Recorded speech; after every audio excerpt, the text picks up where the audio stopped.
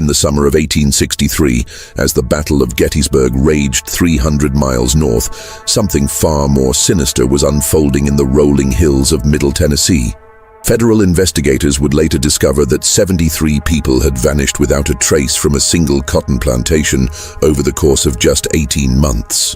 Not escaped slaves, not deserting soldiers, not victims of Confederate raids, but free workers, hired hands, and even neighboring families who had simply asked too many questions about the Chamberlain family's impossible prosperity during America's bloodiest war. The official records were sealed by military order and buried in Washington archives that wouldn't see daylight for over a century. What makes this case truly terrifying is not just the number of victims, but the methodical precision with which they were eliminated. Their belongings catalogued like inventory, and their bodies dissolved in chemical baths that left no trace for grieving families to mourn. Tonight, we're going to uncover what really happened behind the whitewashed columns of Rosewood Manor, and why the most successful cotton dynasty in wartime Tennessee built their fortune on a foundation of 73 unmarked graves that was never meant to be disturbed. Before we continue with the story of Ezekiel Chamberlain and his cursed empire, make sure you're subscribed to our channel, because what we're about to reveal will challenge everything you thought you knew about the genteel world of Southern plantation society. And let us know in the comments what state or city you're listening from. We love hearing from our community of dark history enthusiasts. What we discovered in the military archives about the Chamberlain family's true business model will shake you to your core. Rosewood Manor stood like a gleaming monument to Southern prosperity in Rutherford County, Tennessee, just 20 miles southeast of Nashville. Built in 1834 by Ezekiel Chamberlain's father, the plantation had weathered economic storms that destroyed lesser estates. But by 1863, while neighboring plantations struggled with labor shortages and union blockades, Rosewood was producing more cotton than it had in its most prosperous antebellum years. The three-story Greek Revival mansion, with its 6 towering Corinthian columns and double-tiered wraparound galleries, commanded a view of nearly 2,000 acres of the richest black soil in Middle Tennessee. The house itself was a masterpiece of antebellum architecture, featuring hand-carved Italian marble fireplaces, crystal chandeliers imported from France, and mahogany paneling that had been seasoned for 7 years before installation. Ezekiel Chamberlain had inherited more than just land from his father Josiah. At 42, he possessed the calculating mind of a born businessman and the ruthless determination that had made the Chamberlain name synonymous with success throughout the Cumberland River Valley. Standing 6 feet tall with piercing gray eyes and prematurely silver hair, Ezekiel carried himself with the bearing of Southern aristocracy. But those who knew him well recognized something colder beneath the polished exterior. His hands, though soft from a life of privilege, bore unusual calluses, not from honest labor, but from activities his neighbors would never have imagined. Unlike many plantation owners who had fled south as Union forces approached Nashville in February 1862, Ezekiel had remained, claiming neutrality, while secretly negotiating cotton contracts with both Confederate quartermasters and Union procurement officers. His strategy was brilliant in its audaciousness. He sold cotton to the Confederates at inflated wartime prices, then sold the same cotton to Union forces when they intercepted Confederate supply trains, collecting payment twice for the same goods. But this was only the beginning of his elaborate deception. His wife, Margaret, a steel-willed woman from an old Virginia tobacco family, managed the domestic affairs with the precision of a military commander. At 38, she had been considered a great beauty in her youth, but the years had hardened her features into something that inspired more fear than admiration among the plantation's workers. She kept meticulous records of every aspect of household operations, from the weekly consumption of flour and molasses to the exact number of candles burned in each room. Her account books were works of art in themselves, filled with precise entries written in her distinctive copperplate handwriting. What those books didn't record, however, were the conversations she had with her husband late at night, planning operations that went far beyond the management of cotton and slaves. Their twin sons, Daniel and Samuel, both 21, had inherited their parents' cold intelligence but lacked the older generation's patience and subtlety. Daniel, the elder by 17 minutes, was a thin, nervous young man with his father's grey eyes and a habit of constantly adjusting his spectacles when he was planning something unpleasant. He had studied bookkeeping and chemistry at the University of Tennessee before the war interrupted his education, knowledge that would prove invaluable to the family's secret enterprises. Samuel was broader and more physically imposing than his brother, with powerful shoulders and hands that seemed too large for his body. He had always been the more violent of the twins, the one who enjoyed the practical aspects of their father's business in ways that sometimes disturbed even Ezekiel. The spring of 1862 had brought chaos to Tennessee that seemed to offer unlimited opportunities for those clever enough to exploit the situation. Federal troops occupied Nashville, Confederate forces controlled much of the countryside, and the Cumberland River became a contested waterway where fortunes could be made or lost with a single cargo shipment. Most plantations had lost their enslaved workforce to Union lines or Confederate impressment, but somehow Rosewood Manor continued to operate at full capacity. Neighbors whispered about Ezekiel's seemingly endless supply of workers, men and women who appeared at dawn in the cotton fields and disappeared back into the quarters at dusk, faces hidden beneath wide-brimmed hats and head wraps that made individual identification nearly impossible. The truth was more complex and far more sinister than anyone imagined.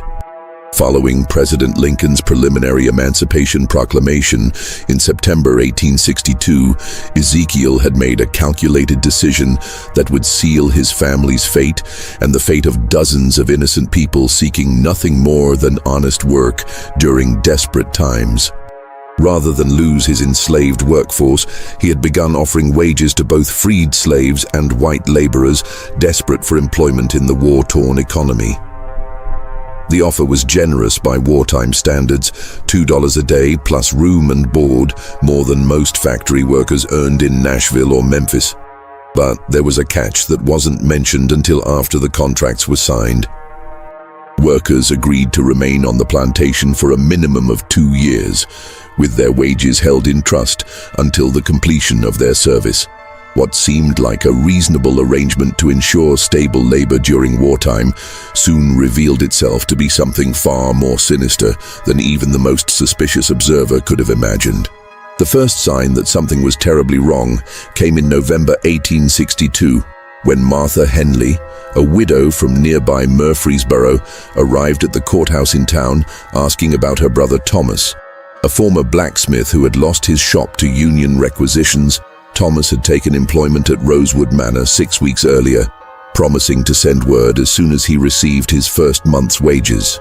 Martha had received no letters, and when she had ridden out to the plantation to inquire about him, she was told by Daniel Chamberlain that Thomas had violated his contract by drinking and had been dismissed without pay the previous week. "But Thomas ain't touched a drop of liquor in 7 years, Martha told Sheriff Coleman Briggs, her weathered hands trembling as she clutched a faded daguerreotype of her brother. The photograph showed a sturdy man with kind eyes and the calloused hands of a craftsman. "Not since our father died from the bottle. Thomas swore on Papa's grave he'd never drink again, and I believe him true as gospel. He was the most reliable man I ever knew. Never missed a day of work in his life.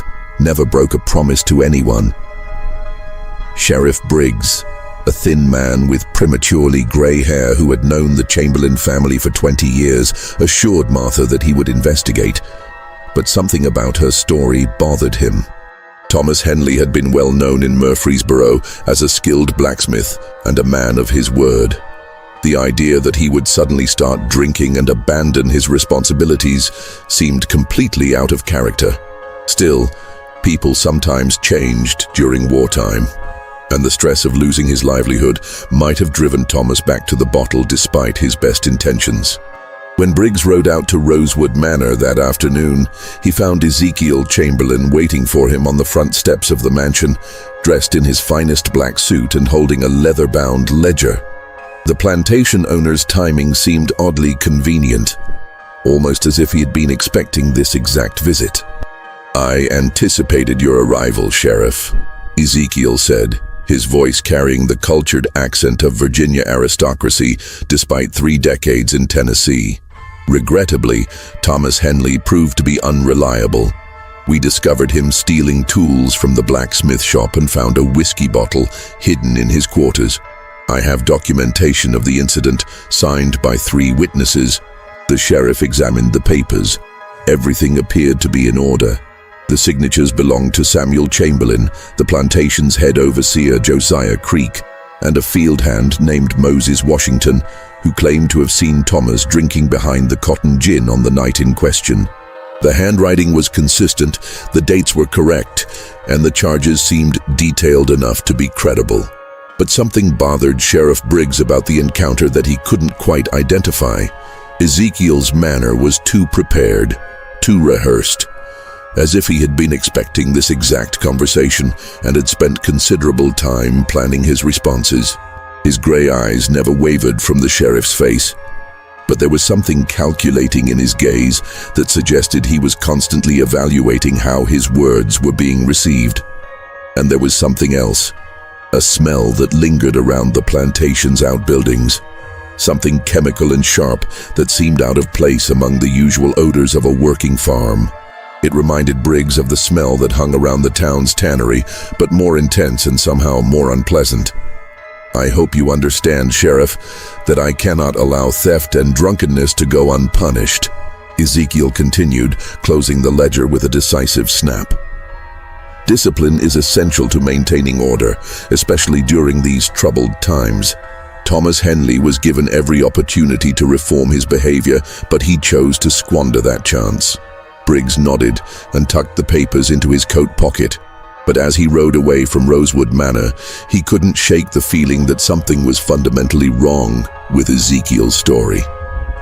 The documentation was too perfect, too convenient, and the witnesses too readily available. In his 15 years as sheriff, he had learned to trust his instincts, and every instinct he possessed was screaming that the Chamberlain family was hiding something. 3 days later, Martha Henley's body was discovered floating in Stones River, apparently the victim of a tragic accident while searching for her missing brother. Her horse was found grazing peacefully on the riverbank, and there were no signs of violence on her body. The coroner ruled it an accidental drowning, noting that the recent rains had made the river unusually swift and treacherous. But Sheriff Briggs noticed that Martha's reticule was missing, along with the daguerreotype of her brother that she had carried everywhere since his disappearance. The winter of 1862-1863 passed quietly at Rosewood Manor, but in the surrounding communities, more families began to report missing relatives. James Patterson, a carpenter from Shelbyville, had taken work at the plantation in December and had not been heard from since. His wife Sarah had received one letter in January, written in her husband's careful handwriting, promising that he was well and would return home as soon as his contract was completed. But no further letters arrived, and when Sarah made the difficult journey to Rosewood Manor in March, she was told that James had abandoned his position without notice, leaving behind his tools and personal belongings. Eleanor Walsh, a young Irish woman fleeing poverty in Nashville, had been hired as a seamstress in January and had vanished entirely. Her landlady reported that Eleanor had left her boarding house with a single carpet bag, excited about her new position at what she described as a grand plantation where they treat their workers like family. The landlady had expected Eleanor to return for her remaining possessions within a few weeks, but months passed with no word. Most disturbing of all, the Freeman family, Isaac, his wife Ruth, and their 2 teenage sons Jacob and Benjamin, had been seen traveling toward Rosewood Manor in February, drawn by promises of generous wages for Isaac's skills as a cotton gin mechanic.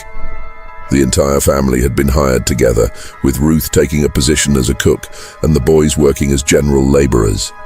They had sold their small farm near Franklin, loaded their possessions into a single wagon, and set off for what they believed would be a new and prosperous life. They were never seen again. Each time Sheriff Briggs investigated these disappearances, he found the same pattern. Ezekiel Chamberlain would produce carefully documented evidence of contract violations, theft, drinking, violence, or simply abandoning their posts without notice. The paperwork was always perfect, the witnesses always credible, and there was never any trace of the missing workers. It was as if they had simply vanished from the face of the earth, leaving behind only carefully crafted stories of misconduct and betrayal. But Josiah Creek, the head overseer at Rosewood Manor, was beginning to harbor serious doubts about his employers. A massive man with arms like tree trunks and a face weathered by 40 years of outdoor labor, Creek had worked for the Chamberlain family since Ezekiel's father had purchased the plantation in 1834. He had seen the cruelties of the slave system and had participated in his share of brutal punishments. But what was happening at Rosewood Manor in 1863 was different. It was systematic, calculated, and utterly without conscience in ways that disturbed even a man who had spent his life enforcing the harsh discipline of plantation society. Creek first noticed the discrepancies in early March when he realized that the plantation's food stores were lasting much longer than they should have, given the supposed number of workers. According to the official records maintained by Daniel Chamberlain, there were 67 people employed at Rosewood Manor, not counting the family members and household staff. But when Creek began keeping his own careful count of the men and women laboring in the fields, he could account for no more than 39 actual people. Where were the other 28 workers? The answer came to him gradually, through a series of observations that chilled him to the bone. Late at night, usually around 2 or 3 in the morning, he would see Daniel and Samuel Chamberlain moving through the workers' quarters with lanterns, always accompanied by 2 silent men Creek didn't recognize. Pale, gaunt figures who seemed to appear and disappear like phantoms. These mysterious strangers wore the clothes of working men, but their hands were soft and their movement suggested education and refinement rather than physical labor.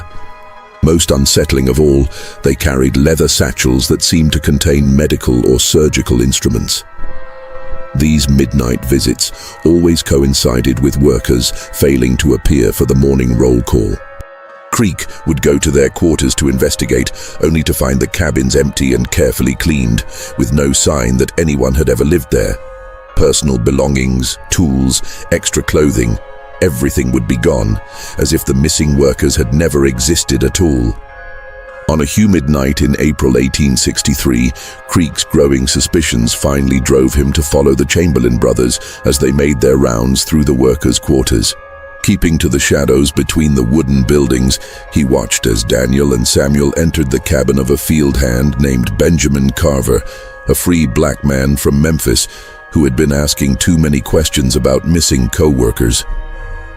Carver had been employed at Rosewood Manor for only 3 weeks, but he had already begun to notice the same discrepancies that troubled Creek. He had been asking other workers about friends who had simply disappeared, wondering aloud why the plantation's population seemed to fluctuate so dramatically from week to week. The 2 brothers emerged from Carver's cabin 20 minutes later, carrying what appeared to be a heavy canvas sack between them. Even in the dim moonlight, Creek could see dark stains on the fabric, and the way the sack bulged and shifted suggested it contained something far more substantial than clothing or personal belongings.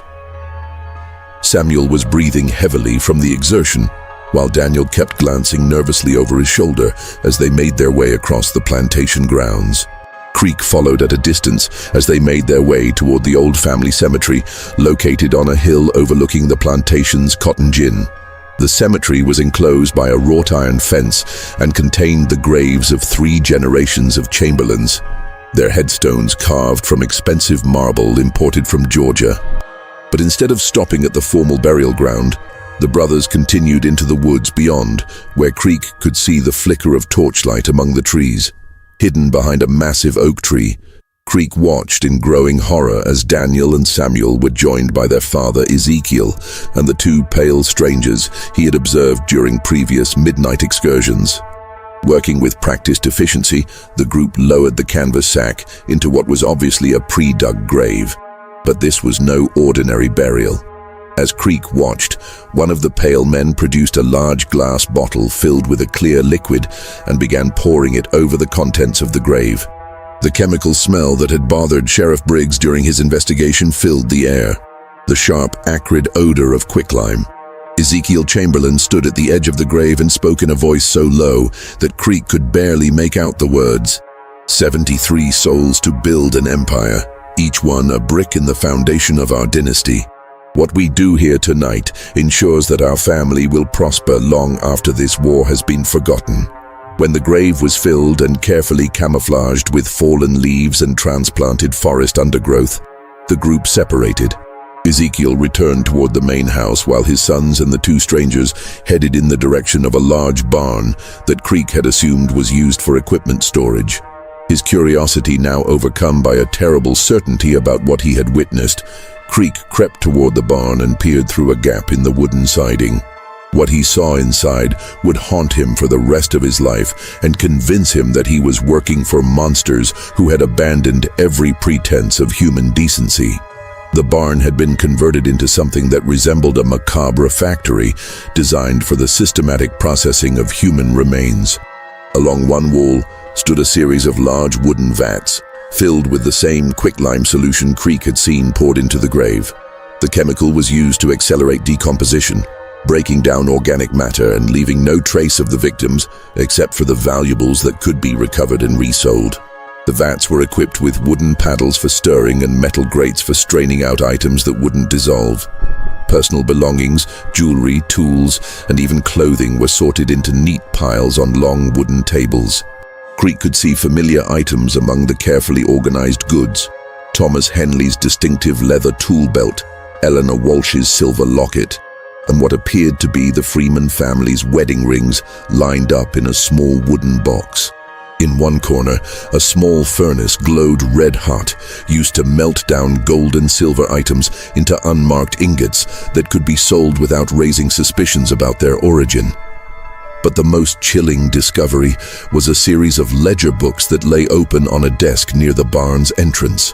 In Daniel Chamberlain's meticulous handwriting, Creek could see entries that recorded not cotton production or livestock sales, but human lives reduced to nothing more than profit margins. Each entry included the victim's name, date of arrival, date of death, and a detailed inventory of their possessions, along with estimated values. Thomas Henley, November 15, 1862, tools and silver watch, 47. James Patterson, December 22, 1862, carpenter tools and gold ring, 89. Eleanor Walsh, January 18, 1863, sewing supplies and silver locket, 23. Freeman family, February 8, 1863, wagon, tools, household goods, personal effects, 156. The entries went on for pages, each representing a person who had come to Rosewood Manor or seeking honest work and had instead found only death. The total value of goods recovered from 73 victims came to over $4,000, more than enough to explain the Chamberlain family's continued prosperity during the lean war years when most plantations were struggling to survive. But Creek realized that this wasn't just about money. The Chamberlains weren't desperate people driven to crime by wartime hardships. They were systematic killers who had developed an efficient method for disposing of inconvenient people while profiting from their deaths. The plantation wasn't a farm. It was a trap designed to lure victims with false promises of employment and security. As Creek continued to study the horrific contents of the barn, he began to understand the full scope of the Chamberlain family's operation. This wasn't a recent development driven by wartime desperation. The oldest entries in Daniel's ledger dated back to 1861, suggesting that the murders had been going on for nearly 2 years.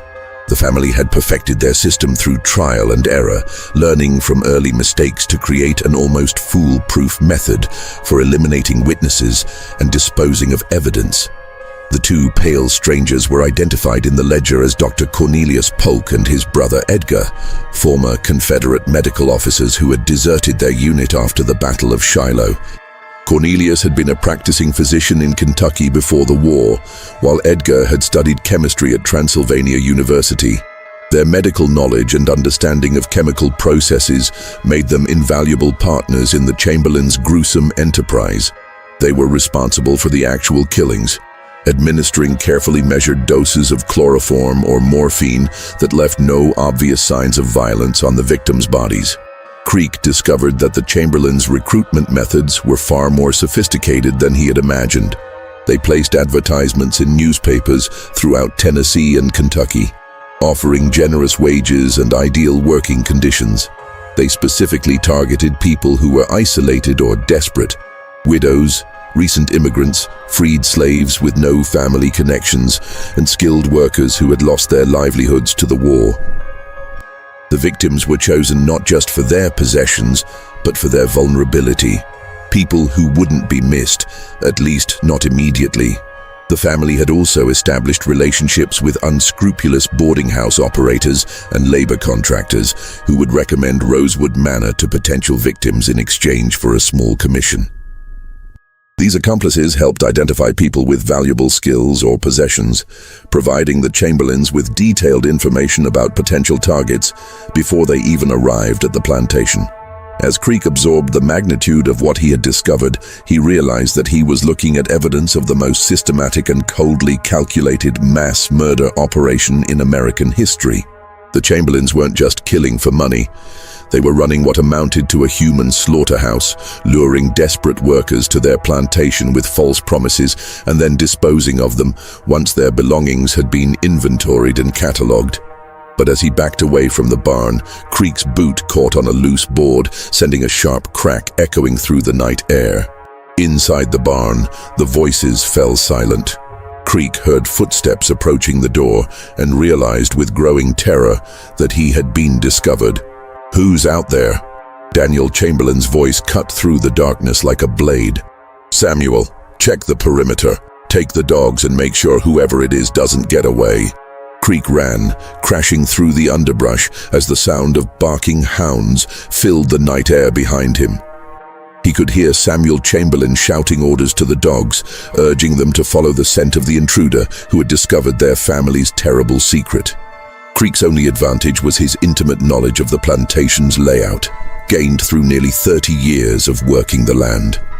He knew every path, every fence line, every hiding place that might offer temporary shelter. But he also knew that the Chamberlains wouldn't stop hunting him until they found him, and when they did, he would become victim number 74 in Daniel's meticulous ledger. Just when we thought we'd seen it all, the horror in Rutherford County intensifies. If this story is giving you chills, share this video with a friend who loves dark mysteries. Hit that like button to support our content, and don't forget to subscribe to never miss stories like this. Creek's discovery has revealed the true nature of the Chamberlain family's business, but his desperate flight through the Tennessee woods is just beginning. Let's discover together what happens next. Creek's desperate flight through the woods was cut short when he stumbled over a fallen log and crashed into a shallow ravine, his left leg twisting beneath him with an audible snap that echoed through the night air. As he lay gasping in pain at the bottom of the creek bed, he could hear the baying of bloodhounds getting closer. The Chamberlain's hunting dogs had his scent, and it was only a matter of time before they found him. Worse yet, he could hear human voices approaching. Samuel Chamberlain's distinctive baritone calling out orders and the higher-pitched responses of the Polk brothers as they coordinated their search. "He can't have gone far." Samuel's voice carried clearly through the still night air. "The dogs have his trail, and there's nowhere for him to hide. When we find him, we'll make sure it looks like an accident, maybe a fall from his horse while checking the fence lines. What if he's already told someone what he saw?" Edgar Polk's nervous tenor revealed his growing anxiety about their exposure. "Then we'll have to expand our cleanup operation." Ezekiel Chamberlain's cultured voice joined the conversation as he arrived at the search site. "But I doubt Creek has had time to tell anyone anything. He's a simple man who keeps to himself. Even if he disappears, it won't cause the kind of investigation that could threaten our operation." Creek pressed himself deeper into the muddy bottom of the ravine, trying to ignore the excruciating pain in his broken leg while he listened to the three men plan his murder with the same casual efficiency they had used to eliminate 73 other innocent people. He understood now that he had stumbled into something far worse than simple greed or wartime opportunism. The Chamberlain family had created a systematic killing operation that treated human life as nothing more than a renewable resource to be harvested and processed. But fate intervened in the form of Corporal William Hayes, a Union cavalry scout who had been observing Rosewood Manor for 3 days as part of a reconnaissance mission ordered by Major General William Rosecrans. Hayes had been tasked with documenting Confederate supply operations in the area, and the unusual level of activity around the Chamberlain plantation had caught his attention. He had noticed the frequent arrivals of new workers, the late-night movements between buildings, and the strange chemical smells that seemed to emanate from the plantation's outbuildings. When Hayes heard the commotion in the woods, the barking dogs, the shouting voices, and the sounds of a major search operation, he assumed he was witnessing the capture of a runaway slave, or perhaps a Confederate deserter. His orders were to observe and report, not to intervene in local affairs. But something about the urgency and violence of the search convinced him to investigate. Hayes found Creek at the bottom of the ravine, his leg clearly broken and his clothes torn from his desperate flight through the underbrush. At first, the soldier assumed the injured man was a runaway slave who had been caught stealing or attempting to escape. But Creek's desperate urgency and his detailed knowledge of the plantation's operations quickly convinced Hayes that something far more serious was taking place. "They're killing folks for their belongings," Creek gasped, clutching Hayes's uniform jacket with hands that shook from pain and terror. 73 people dead and buried in unmarked graves scattered through these woods. "You gotta stop them before they kill more innocent folks. They got a whole operation set up. Chemicals to dissolve the bodies, ledger books keeping track of what they steal. Everything organized like it was a regular business." Hayes helped Creek onto his horse, and together they rode toward Nashville. Creek providing detailed directions to federal authorities while fighting to remain conscious despite the pain from his broken leg. Initially, the Union officers dismissed Creek's story as the ravings of a disgruntled overseer or perhaps a Confederate sympathizer attempting to discredit a loyal plantation owner. But Creek's specific knowledge of the plantation's layout, his detailed descriptions of the barn's contents, and his ability to provide exact locations for dozens of unmarked graves eventually convinced Major General Rosecrans to authorize a full military investigation. The general had heard rumors about irregular activities at various plantations throughout Tennessee, but nothing on the scale that Creek was describing. If even half of what the overseer claimed was true, then the Chamberlain family was operating what amounted to a private concentration camp designed to systematically murder and rob innocent civilians during wartime. Such an operation would constitute war crimes of the highest order, regardless of which side the perpetrators claimed to support. On May 15, 1863, a full company of Union infantry surrounded Rosewood Manor while Creek, despite his broken leg, led a team of investigators to the converted barn.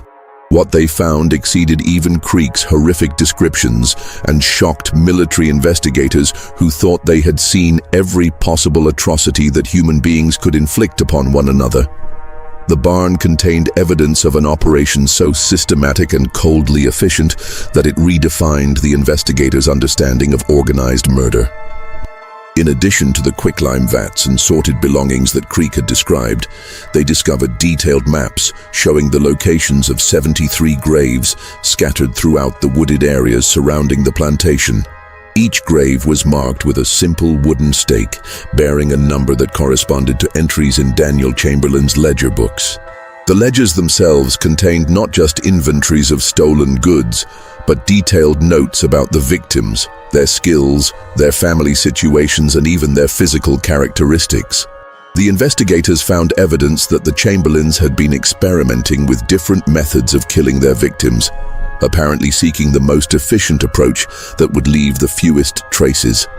Early entries described crude poisonings and staged accidents, but later records showed increasing sophistication in both the murders and the disposal of evidence. The Polk brothers had brought medical expertise that allowed the family to kill their victims quickly and quietly, using drugs that mimicked natural death or accident. Perhaps most chilling of all, the investigators discovered a detailed business plan written in Ezekiel Chamberlain's own handwriting, outlining his vision for expanding the operation after the war ended. He had calculated that the massive displacement of population during Reconstruction would create perfect conditions for systematic murder on an even larger scale. Freed slaves seeking work, displaced whites trying to rebuild their lives, immigrants arriving from Europe, all would provide a steady stream of vulnerable victims who could be eliminated without triggering major investigations. But when the soldiers attempted to arrest the family, they found Rosewood Manor abandoned.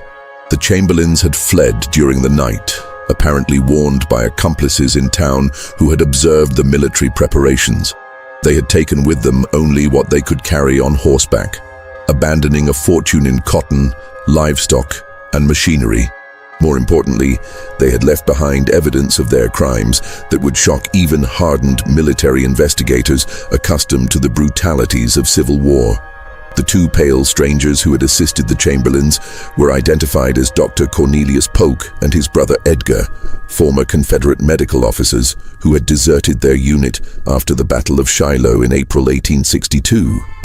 Military records showed that both men had been reported as missing in action, but Creek's testimony revealed that they had actually been recruited by the Chamberlains to provide medical expertise for their killing operation.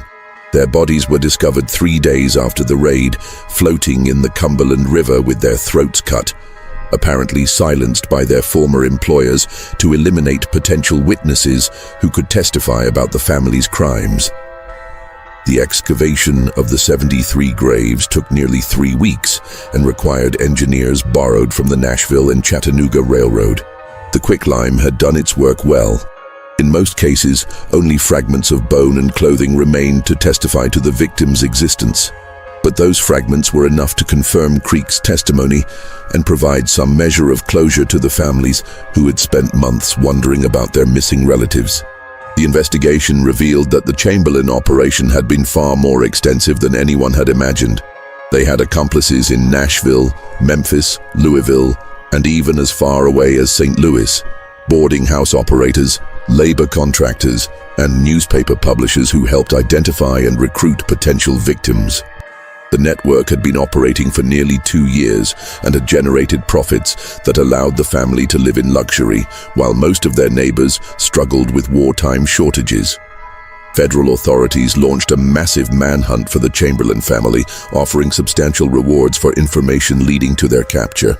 Wanted posters bearing their photographs were distributed throughout the South and as far north as Canada. But the family seemed to have vanished as completely as their victims. Some reports placed them in Mexico, others claimed they had fled to South America, and a few witnesses swore they had seen Ezekiel Chamberlain boarding a ship in Mobile bound for Europe with forged British passports. The truth about their ultimate fate was never established. Rumors persisted for decades about sightings in various locations, but none were ever confirmed. Some historians believe they died during their flight, possibly killed by Confederate forces who considered them traitors, or by Union troops who had orders to shoot them on sight. Others suggest they successfully escaped to a foreign country where they lived out their lives under assumed names, their stolen wealth allowing them to start over in anonymity. Rosewood Manor was seized by federal authorities and converted into a military hospital for Union wounded. The irony was not lost on anyone that a house built on the profits of systematic murder would spend the remainder of the war serving as a place of healing. The plantation's cotton fields were divided among freed slaves and white refugees who had lost their homes to the war, creating a community of small farmers who worked together to overcome the legacy of horror that had stained the land. The mansion itself, with its gleaming white columns and elegant galleries, stood empty for nearly 20 years after the war ended. Local residents avoided the property, claiming it was cursed by the spirits of the murdered victims. Several attempts to restore the house and grounds failed when workers reported strange noises, unexplained accidents, and an overwhelming sense of dread that made it impossible to complete their tasks. Finally, in 1884, the property was purchased by the Louisville and Nashville Railroad, and the mansion was demolished to make way for a rail yard and switching station. Today, nothing remains of the Chamberlain dynasty except for a small historical marker erected by the state of Tennessee in 1963, exactly 100 years after the discovery of the 73 graves. The marker, located on what is now a busy commercial street in Murfreesboro, reads simply, "In memory of the victims of Rosewood Manor, their names are known to God." Most people who pass the marker have no idea of the horror it commemorates, but local historians still tell the story of the cotton fortune built on unmarked graves. Josiah Creek, the overseer whose courage exposed the Chamberlain's crimes, survived the war and spent his remaining years working with federal authorities to locate the families of the victims and help them understand what had happened to their missing relatives. The broken leg he suffered during his desperate flight through the Tennessee woods never healed properly, and he walked with a pronounced limp for the rest of his life. A permanent reminder of the night he discovered that the pursuit of wealth could transform human beings into something far more monstrous than any creature of legend or folklore. Creek's testimony at the subsequent military tribunal was instrumental in establishing legal precedents for prosecuting war crimes, though the Chamberlain family themselves were never brought to justice. He spent countless hours with military investigators, helping them understand the full scope of the killing operation and identify accomplices throughout the region. Many of these accomplices were eventually captured and tried, though most received relatively light sentences in exchange for their cooperation in revealing the extent of the network. The psychological toll of what he had witnessed and participated in, however indirectly, haunted Creek for the remainder of his life.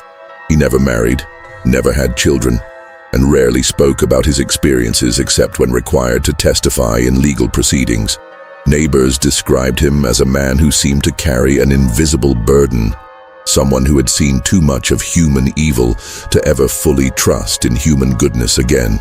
In 1889, 26 years after the discovery of the graves, Creek was found dead in his small cabin near what had once been the Rosewood Manor property.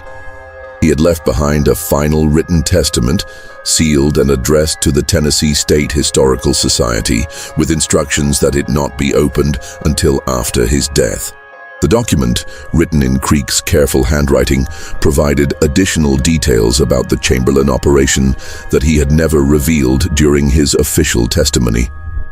According to Creek's final statement, the 73 known victims represented only a portion of the Chamberlain family's crimes. He estimated that the actual number of people murdered at Rosewood Manor was closer to 100, with the additional victims being transients, runaway slaves, and other individuals whose disappearances would never be reported to authorities. The family had been particularly careful to target people who existed on the margins of society, individuals whose deaths would cause minimal disruption to the normal functioning of the community. Creek's testament also revealed that he had suspected the murders were taking place for months before he actually witnessed them. He had noticed the discrepancies in food consumption, the mysterious late-night activities, and the way certain workers would simply vanish without explanation. But he had been too frightened of the Chamberlain family's power and influence to act on his suspicions until the evidence became overwhelming. Most disturbing of all, Creek's final statement suggested that the Chamberlains had not been unique in their crimes. He claimed to have heard rumors about similar operations at other plantations throughout the South, places where wartime chaos provided cover for systematic murder and theft.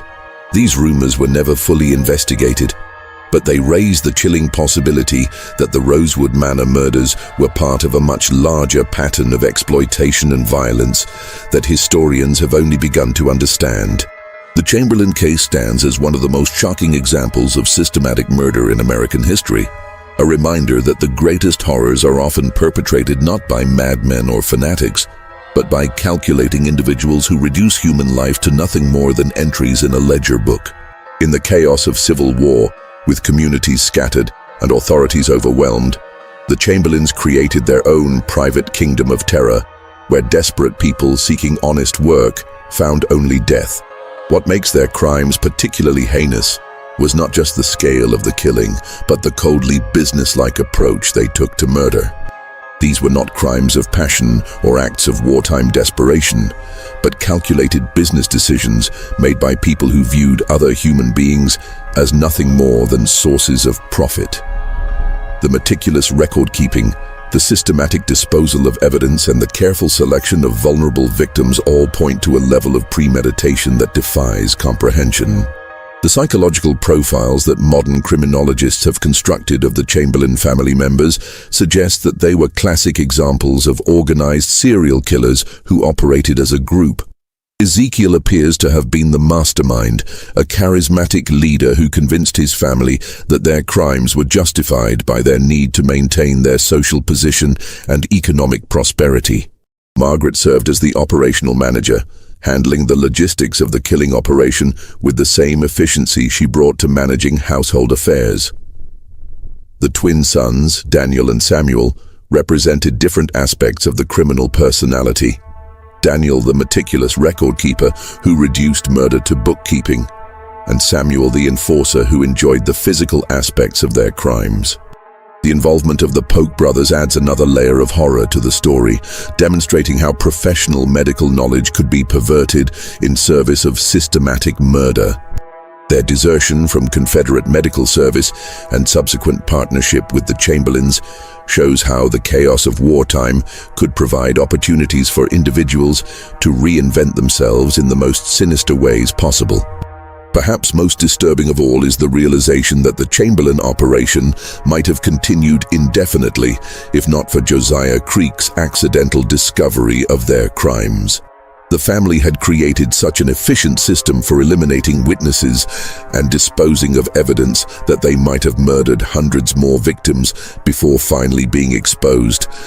The fact that they nearly escaped justice entirely and may have successfully fled to live out their lives in comfort elsewhere demonstrates how difficult it can be to hold such calculating criminals accountable for their actions.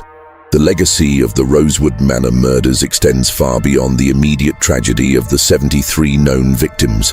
The case helped establish important legal precedents for prosecuting organized crime and war crimes, concepts that would become increasingly important in the 20th century. The systematic nature of the Chamberlain operation and the family's use of legitimate business structures to conceal their crimes provided a template that law enforcement agencies would use to understand and combat similar criminal enterprises. The story also serves as a sobering reminder of how economic desperation can make people vulnerable to exploitation by those who lack basic human decency. The victims of the Chamberlain operation were not wealthy or powerful people who might have been targeted for political reasons. They were ordinary working people who had lost their livelihoods to war and were seeking nothing more than honest employment to support themselves and their families. Their trust in the promises of generous wages and fair treatment made them easy targets for a family that had abandoned every principle of human morality in pursuit of profit.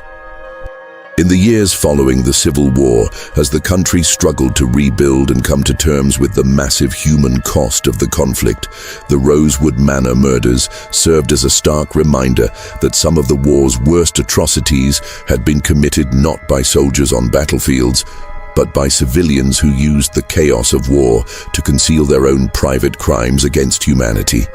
This mystery shows us that evil often wears a respectable face and hides behind the veneer of social respectability.